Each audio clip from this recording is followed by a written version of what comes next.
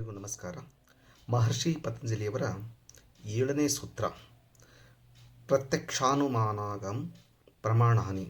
ಇದರ ಒಂದು ಸೂತ್ರ ಪ್ರತ್ಯಕ್ಷಾನುಮಾನಾಗಮ ಪ್ರಮಾಣಾನಿ ಎಂಬುದು. ಇದರಲ್ಲಿ ಪದಶಃ ಅರ್ಥವನ್ನು ನೋಡಲಿಕ್ಕೆ ಹೋದಾಗ ನಾವು ಪ್ರತ್ಯಕ್ಷ ನೇರವಾದ ಅನುಭವವನ್ನು ಪಡೆಯುವುದು, ಕಣ್ಣಾರೆ ಕಾಣುವುದು. ಅನುಮಾನ ನಮಗೆಲ್ಲ ಗೊತ್ತಿದೆ, ತರ್ಕದ ಮೂಲಕ ಸ್ವಲ್ಪ ವಿಷಯಗಳನ್ನ ತಿಳ್ಕೊಳ್ತಾ ಇರ್ತೇವೆ ನಾವು. ಅನುಮಾನಾಸ್ಪದವಾಗಿ ನೋಡ್ತಾ ವಿಷಯವನ್ನು ತಿಳ್ಕೊಳ್ತೇವೆ ನಾವು. ಆಗಮ ಶಾಸ್ತ್ರ, ಗುರುಗಳಿಂದ ಪಡೆದ ಒಂದು ಜ್ಞಾನವೇನಾಗುತ್ತದಲ್ಲ ಅದು ಆಗಮದಿಂದ ಬರುವಂಥದ್ದು.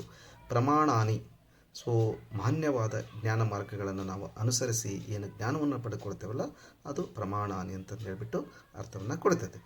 ಇದರಲ್ಲಿ ಒಟ್ಟಾಗಿ ನಾವು ಸರಿಯಾದ ಜ್ಞಾನವು 3 ಮಾರ್ಗಗಳಿಂದ ಬರುತ್ತದೆ. ಪ್ರತ್ಯಕ್ಷವಾಗಿ ನೋಡೋದರ ಮೂಲಕ, ಅನುಭವಿಸೋದರ ಮೂಲಕ, ಅನುಮಾನಾಸ್ಪದವಾಗಿ ನೋಡೋದರ ಮೂಲಕವೂ ನಾವು ಜ್ಞಾನವನ್ನು ಪಡೆದುಕೊಳ್ತೇವೆ, ಮತ್ತು ಆಗಮದ ಮೂಲಕ. ಈ 3 ವಿಧಾನಗಳಿಂದ ನಾವು ಈ ಜ್ಞಾನವನ್ನು ಪಡೆದುಕೊಳ್ಳಲಿಕ್ಕೆ ಸಾಧ್ಯವಾಗುತ್ತೆ. ಒಂದು ಪ್ರತ್ಯಕ್ಷ, ಒಂದು ಅನುಮಾನ ಮತ್ತು ಆಗಮದಿಂದ. ಪ್ರತಿ ಭಾಗದಿಂದ ನಾವು ಯಾವ ರೀತಿ ನಾವು ಈ ಜ್ಞಾನವನ್ನು ಪಡ್ಕೊಳ್ತೇವೆ ಅಂತ ನೋಡಲಿಕ್ಕೆ, ಪ್ರತ್ಯಕ್ಷವಾಗಿ ಅಂದರೆ ಡೈರೆಕ್ಟ್ ಪರ್ಸೆಪ್ಷನ್. ಇಂದ್ರಿಯಗಳ ಮೂಲಕ ನೇರವಾಗಿ ತಿಳಿದುಕೊಳ್ಳುವುದು.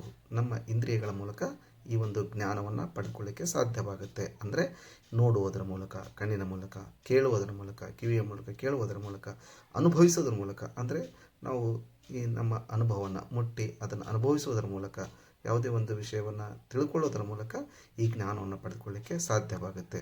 ಉದಾಹರಣೆ ಹೇಳಬೇಕಂತಂದೇಳಿದರೆ, ಬೆಂಕಿಯನ್ನು ನೋಡಿದಾಗ ಅದು ಬಿಸಿ ಎಂದು ಅರಿವಾಗುವುದು. ಈಗ ಬೆಂಕಿಯನ್ನು ನೋಡ್ತೇವೆ, ನಾವು ನೋಡಿದಾಗ ಅದರಲ್ಲಿ ನಮಗೆ ಬಿಸಿ ಅನುಭವ ಆಗುತ್ತೆ. ಇದು ಒಂದು ಅನುಭವದ ಜ್ಞಾನವಾಗುತ್ತೆ.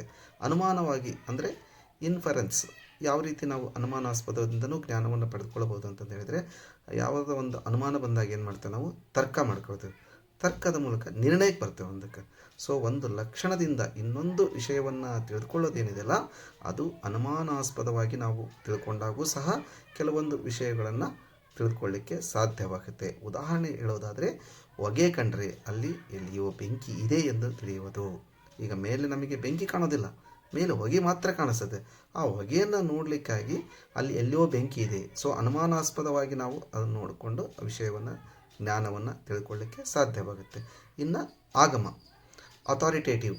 ಆಗಮದಿಂದ ನಾವು ಅಥಾರಿಟೇಟಿವ್ ನಾಲೆಜನ್ನು ಯಾವ ರೀತಿ ಪಡ್ಕೊಳ್ಬೋದು ಅಂತ ನೋಡಲಿಕ್ಕಾಗಿ, ವಿಶ್ವಾಸಾರ್ಹ ಮೂಲಗಳಿಂದ ಬಂದ ಜ್ಞಾನಶಾಸ್ತ್ರಗಳು, ಗುರುಗಳ ಮೂಲಕ, ಸಾಧುಗಳ ಮೂಲಕ, ಪೂಜ್ಯರ ಮೂಲಕ ತಿಳಿದುಕೊಳ್ಳುವಂಥ ವಿಷಯ ಏನದಲ್ಲ ಅದು ಆಗಮವಾಗಿದೆ. ಅಂದರೆ ಅಥಾರಿಟೇಟಿವ್ ನಾಲೆಜ್ ಆಗಿರ್ತದೆ. ಉದಾಹರಣೆಗೆ ಧ್ಯಾನ ವಿಧಾನವನ್ನು ಗುರುಗಳಿಂದ ಕಲಿಯುವುದು. ಹೀಗೆ ನಾವು ಈ 3 ವಿಧಾನಗಳಿಂದ ಜ್ಞಾನವನ್ನು ಪಡೆದುಕೊಳ್ತೇವೆ. ಇದರಲ್ಲಿ ನಾವು ತಿಳಿದುಕೊಳ್ಳೋದು ಪ್ರತಿಯೊಂದು ವಿಷಯವೂ ಸಹ ಯಾವುದಾದ್ರೂ ಈ 3 ಮಾರ್ಗಗಳಲ್ಲಿ ಒಂದರಿಂದ ನಮಗೆ ಬರ್ತದೆ. ಅಂದರೆ ನಾವು ಕಾಣುವುದರ ಮೂಲಕ ಪಡ್ಕೊಳ್ಬೋದು, ಆಲೋಚಿಸುವುದರ ಮೂಲಕ ಪಡ್ಕೊಳ್ಬೋದು, ಕೇಳುವುದು, ಕಲಿಯುವುದರ ಮೂಲಕ ಈ ಜ್ಞಾನವನ್ನು ಪಡ್ಕೊಂಡೋಕ್ಕೆ ನಮಗೆ ತಿಳ್ಕೊಳ್ಳಿಕ್ಕೆ ಸಾಧ್ಯವಾಗುತ್ತೆ. ಜ್ಞಾನಕ್ಕೆ ಮೂಲಗಳಿವೆ. ಆ ಎಲ್ಲ ಜ್ಞಾನದ ಮೂಲಗಳು ಸಹ ಸತ್ಯವಾಗಿರುವುದಿಲ್ಲ. ಸರಿಯಾದ ಮಾರ್ಗದಿಂದ ಬಂದದ್ದೇ ಮಾತ್ರ ನಮಗೆ ಪ್ರಮಾಣವಾಗಿರ್ತದೆ. ಇಲ್ಲ ಅಂತಂದು ಹೇಳಿದರೆ ಸಮತೋಲನದ ಒಂದು ಅಗತ್ಯತೆ ನಮಗೆ ಕಂಡುಬರ್ತದಲ್ಲಿ. ಕೇವಲ ಅನುಭವಕ್ಕೆ ಅವಲಂಬನೆ ಸಾಕಾಗುವುದಿಲ್ಲ, ಕೇವಲ ತರ್ಕವೂ ಸಾಕಾಗುವುದಿಲ್ಲ, ಕೇವಲ ಶಾಸ್ತ್ರವೂ ಸಾಕಾಗುವುದಿಲ್ಲ. ಈ 3ನ್ನೂ ಸಮತೋಲನದಲ್ಲಿ ಬಳಸಿದಾಗ ಮಾತ್ರ ನಮಗೆ ಜ್ಞಾನವನ್ನು ಸರಿಯಾಗಿ ಪಡೆದುಕೊಳ್ಳಿಕ್ಕೆ ಸಾಧ್ಯವಾಗುತ್ತೆ. ಈ ಯೋಗದ ದೃಷ್ಟಿಯಿಂದ ನಿಜವಾದ ಜ್ಞಾನವನ್ನು ನಾವು ಮನಸ್ಸನ್ನು ಶುದ್ಧಗೊಳಿಸುವುದರ ಮೂಲಕ, ತಪ್ಪಾದ ಜ್ಞಾನದ ವೃತ್ತಿಗಳನ್ನು ಹೆಚ್ಚಿಸಿಕೊಂಡು ಅದನ್ನು ತಪ್ಪಿಸಿಕೊಳ್ಳೋದರ ಮೂಲಕ ನಾವು ಈ ಒಂದು ಜ್ಞಾನವನ್ನು ಪಡೆದುಕೊಳ್ಳಿಕ್ಕೆ ಸಾಧ್ಯವಾಗುತ್ತೆ. ಈ ದೃಷ್ಟಿಯಲ್ಲಿ ನಮ್ಮ ಯೋಗ ನಮಗೆ ಬಹಳಷ್ಟು ಅನುಕೂಲಕರವಾದ ಒಂದು ವಿಷಯ ಅಂತಂದೇಳಿ ನಮಗೆ ಇಲ್ಲಿ ತಿಳಿದುಬರ್ತದೆ.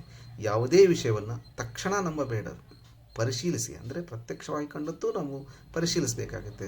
ಅದನ್ನು ಯೋಚಿಸಿ, ಯಾವುದಾದ್ರೂ ಅನುಮಾನ ಬಂದಾಗ ಅದನ್ನು ಸಮಂಜಸವಾಗಿ ಯೋಚಿಸಿ ಸರಿಯಾದ ಮೂಲಗಳಿಂದ ಕಲಿಯುವ ಪದ್ಧತಿ ಏನಿದೆಲ್ಲ ಅದು ಒಂದು ಜ್ಞಾನವನ್ನು ಪಡೆಯೋದಕ್ಕೆ ಅನುಕೂಲಕರವಾಗಿರ್ತದೆ. ಇದು ಒಂದು ಮನಸ್ಸಿಗೆ ಒಂದು ಸ್ಪಷ್ಟವಾಗಿ ಸಹಾಯ ಮಾಡ್ತದೆ ಯಾವುದೇ ವಿಷಯವನ್ನು ತಿಳ್ಕೊಳ್ಳಿಕ್ಕೆ. ಇದರಲ್ಲಿ ಒಂದು ಸಂದೇಶ ಏನಂತಂದು ಹೇಳಿದರೆ, ನಾವು ಸರಿಯಾದ ಜ್ಞಾನವನ್ನು ಸರಿಯಾದ ಜೀವನಕ್ಕೆ ದಾರಿ ತೋರಿಸಲಿಕ್ಕೆ ಪಡೆದುಕೊಳ್ಳಿಕ್ಕೆ ಸಾಧ್ಯವಾಗುತ್ತೆ. ನಾವು ತಿಳಿದುಕೊಳ್ಳುವ ರೀತಿಯಲ್ಲಿ ಸುಧಾರಿಸಿದರೆ ನಮ್ಮ ನಿರ್ಧಾರಗಳು ಮತ್ತು ಜೀವನವೂ ಸಹ ಸುಧಾರಿಸುತ್ತದೆ. ಈ ರೀತಿಯಾಗಿ ನಾವು ಈ ಸತ್ಯಜ್ಞಾನವನ್ನು ತಿಳಿದುಕೊಳ್ಳೋದಕ್ಕೆ ಬಹಳಷ್ಟು ಸರಳವಾಗುತ್ತೆ. ಇದನ್ನು ನಾವು ತಿಳ್ಕೊಂಡ್ವಿ ಅಂತಂದು ಹೇಳಿದರೆ ನಮ್ಮ ಜೀವನದಲ್ಲಿ ನಾವು ಬಹಳಷ್ಟು ವಿಷಯಗಳನ್ನು ಸ್ಪಷ್ಟವಾಗಿ ತಿಳಿದುಕೊಳ್ಳಿಕ್ಕೆ ಸಾಧ್ಯವಾಗುತ್ತೆ. ಈ ಒಂದು ವಿಷಯವನ್ನು ಮಹರ್ಷಿ ಪತಂಜಲಿಯವರು ಈ ಸೂತ್ರದ ಮೂಲಕ ಪ್ರತ್ಯಕ್ಷಾನುಮಾನಾಗಮ ಪ್ರಮಾಣಾನಿ ಎನ್ನುವುದರ ಮೂಲಕ ತಿಳಿಸಿಕೊಟ್ಟಿದ್ದಾರೆ. ಎಲ್ಲರಿಗೂ ಶುಭವಾಗಲಿ. ಧನ್ಯವಾದಗಳು. ಮತ್ತೊಂದು ಸೂತ್ರದೊಂದಿಗೆ ಮತ್ತೆ ಭೇಟಿಯಾಗೋಣ.